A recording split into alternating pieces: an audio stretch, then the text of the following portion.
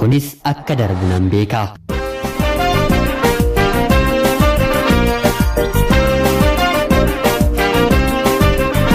Ani maqaan koo Ayyaantuu Eechi kanin jedhamu kanan dhaladhee guddadhee godina Horroo Guduruu Wallaggaa aanaa Abbaay Coomman ganda baadiyyaa keessattidha. Haa ta'uti of biratti dhaladheen kanin arge harmee kiyya qofaa waan ta'eef maqaa abbaan ani ittiin waamamullee maqaa abbaa harmee kiyya. Abbaan koo eenyu akka ta'ee fi eenyu akka na dhalche harmeen kiyyas haa ta'u namoonni naannoo koo na waliin guddatan homaa wanti natti himaniiru hin jiru.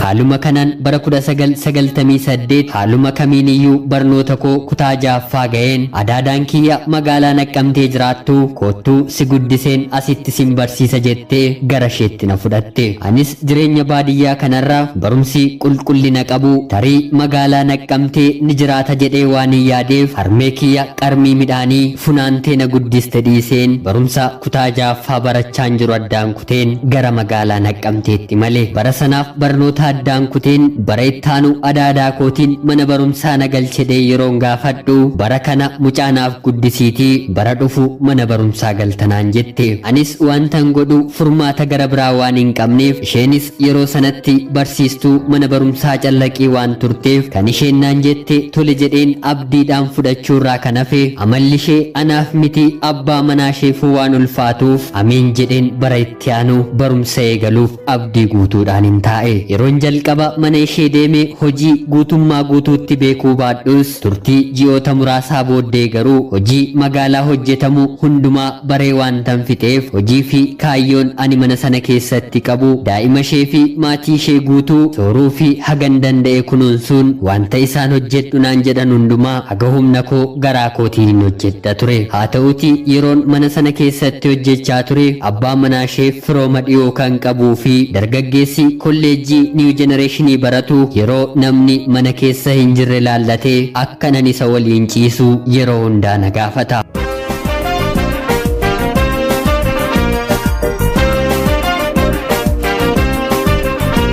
tarii yoon warra manaatti himeef innis yeroos rakkatee isa biratti barachaa waan jiruuf walitti bu'uu danda'u jedhee waan hin sodaadheef otoon himiin otoonni na rakkisuu obseen jiraachuu kootti fufe. Kanumaanis waggaan adaadaan konaan jette guutuun darbee fulbaana irratti ammas mana barumsaa na galchi jedheen yeroo isheen gaafadhu meerree daa'imni koo yoom guddatte isheemmoo mana kana keessaa eenyutu naaf guddisaa bara kana naaf boqodhuutii bara dhufu barumsa keetti fufta jechuun kan hiriyoonni koo darbanii biyyaa kutaa 8 galmaa'anii ani garuu carraa barumsa gaariin argadha jedheen hiyyeetti harmee koo dhiisee kan hin dhufe bara kanas otoon baratiin mana ishee keessa ba'uuf hin dirqame. Dubbii kanas obboloota akkuma koo mana namaa keessa seenanii hojjetaniin naannoo kiyyaa darbee yeroo bishaan waraabnu wal arginu yeroon gaafadhu kottuu nuyi mana gara biraasiif barbaannaa kaffaltii gaarii fi akkuma keenya barumsa galgala hordoftanaan jechuun yeroo sana na gorsanii. Anis haala kanaatiin har'a bor mana sana keessaa nan baha jedheen otoo yaadaa jiru akka carraa ta'e firri keenyi biyyaatii yeroo boqotu adaadaan koo abbaa manaa ishee waliin gara coommaniitti malte. Dargaggeessi hiriyaa abbaa manaa koo kunis halkan sanatti kana dahoo godhachuun bakkan ciisaa jirutti ulfata halkaniin haguuguun kabajaa fi ulfina koonarraa fudhate. Anis guyyaa sanarraatii kaasee gaddi guddaan waan natti dhagahamaa dhufeef obsaa fi abdii mana sana keessa taa'een jireenya koo gara fuulduraaf jiraadhuuf gonkumaa argachuu waan hin dadhabeef akkuma adaadaan koo biyyaatii dhufanitti kanaan booddee mana kee keessa hojjechuun nagaha jedheen dhiiseen hiriyoota shamarranii haala kana siif mijeessina naan jedhan bira uffata koo walitti qabadheen isaan biran dhaqe. Riyaan koo jalqabaaf dubbii kana natti himtees oliif gadi fiigdee dallaalotatti naaf himuun hojii kaffaltii naaf argamsiisu turtii torban tokkoon guunne keessatti erga naaf argitee booda anis battalumaan barumsa koo galgalaa kutaa 6ffaa galmaa'een barachuun eegale. Haa ta'uti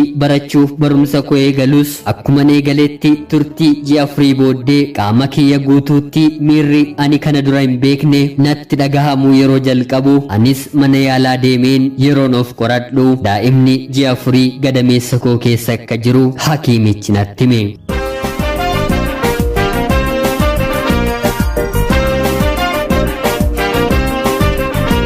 yaa Waaqayyo maalii qorumsi koo kan akkas baay'ate guyyuma tokko fedhii koo malee dhiirri na gudeennaan jireenyi koo akkana ta'aa jedheen carraa na qunname kanatti ofittis Waaqattis nan gadde. Haa ta'uti daa'ima gadameessa koo keessa jiru kanaaf homaa sa'aatiin bahullee irra darbee waan jiruuf barumsan jalqabe addaan kutuun hagan danda'e ji'oota na haftetti oliif gadi fiigeen hojjechuutti fufe. Rabbiif galanni haa ta'uti hiriyoonni koo na waliin mana namaa galanii dalagaa hojjetachaa galgalammoo of barsiisan anaan na gargaaruun haadha daa'ima dhiiraa tokko ta'uus nan danda'e. Hangan kana hundumaa ta'een daa'ima kana godhadhuutti dargaggeessi mucaanarraa qabu kun homaa wanta na mudatee fi wanta ani keessa jiru waan beeku tokkoyyuu hin qabu. Kanumaanis guyyaa tokko eeggadheen otoonni mana barumsaa deemaa jiru xalayaa daa'imni kun kansaa akka taatee fi tarii yoo guddattee nama taate abbaan koo eenyudha jettee yoo na gaafatte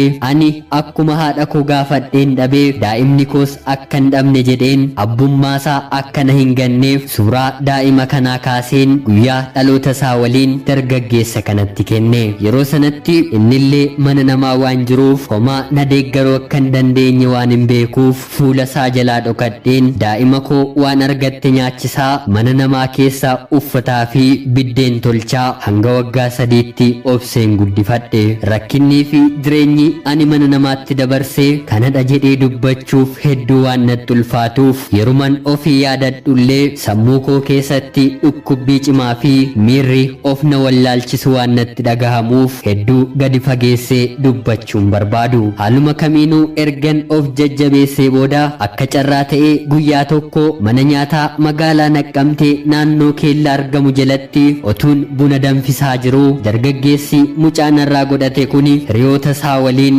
akka tasaa otoo hin beekiin buna na bira dhuguu dhufani. Anis yeroo sanatti naasuun guddaan keessa kootti dhagahamus homaa nagaa gaafachuurraan ala otootti hin dubbatin innis haalli jiru nama biratti akka ulfaatu hubatee hiriyoota isaa erga of biraatii gaggeessee booda dhufee haalaa fi maalirra akkan jiru dargaggeessi kuni na gaafate. Anis tokko lamaan hangan danda'u ergan itti himee booddee manni kiyyas achuma naannoo ani galu waan ta'eef daqiiqaa muraasa erga na waliin haasa'ee booddee mucaasaatti argisiise. Fakkaattiin mucaasaa kallachaan akaakayyuusaa waan fakkaatuuf innis waan argetti nahee guyyaa biraa akka dhufe na dubbisu waadaanaaf galee sokke. Yeroo sanatti hojiis qabatee mana adaadaa kootiis bahee waan na tureef daa'ima sana akka laadhuufii fi akkoonsaa akka guddisuu fi dandeessu erga natti himee booddee anaan immoo yoo fedha koo ta'eef qarshii biyya alaa piroosesii jalqabsiisee ittiin na ceesisuu danda'u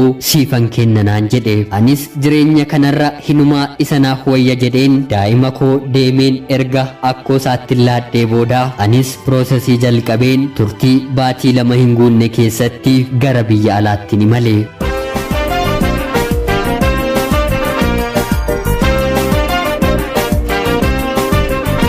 Innis akkuma waadaanaaf galee qarshii hundumaa erga na danda'ee booda anis biyya hambaa deemee siifan deebisa jedhee gaafadhus lakki hin ta'u jireenya kee anatu dukkaneessee utuu naaf danda'ame kanaa ol siif kaffaleen balleessaan sirratti raawwadhe kanaaf kuni homaa miti ati akka hiriyoota kee barattee bakka gaarii otuu ga'uu dandeessu anatu kana hundumaa irratti rakkoo ati kana dura qabdutti dabalee si gahe jechuun qarshii narraa fudhachuu dide. Anis tole jedheen qarshii walitti funaannadhe kanaaf harmee koo baadiyyaa jirtu yaafadheen erga argadhee booddee ishees gargaaruu jalqabee obboleettii quxisuu koo kutaa 8 barachaa jirtus qarshii erguufiin piroosesii guuchisee gara biyya alaatti erge. Turtii kontraata koo waggaa 2 ergan hojjedhee booddees haadha koo waggaa dheeraadhaaf argee waan hin beekneef boqonnaadhaaf galeen erga ishee argee booda otuu hariiroo tokkoo fi dubbii haasoo jaalalaa waliin hin qabaatiin dargaggeessi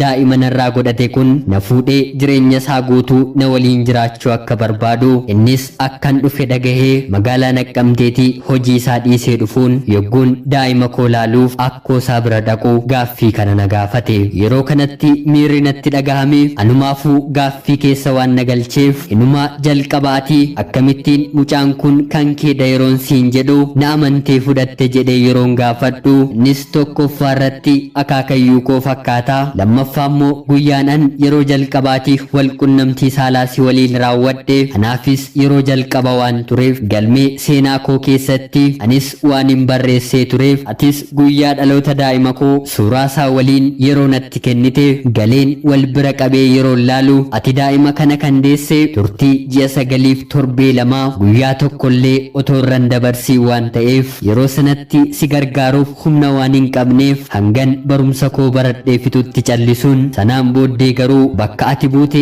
yeroof anis argachuu waan hin dandeenyeef yeroon mana bunaa sana jalatti akka carraa si argee bakka buutee kee si barbaadee dhabeen yeroon abdii kutadheen taa'aa jiruttidha jedhe. Anis wanti ta'e hundinuu dhugaa ta'ee natti mul'achuu baatus akkuma ani tole jedheefiin otuun deebi'een gara biyya hambaan deebiin jaarsis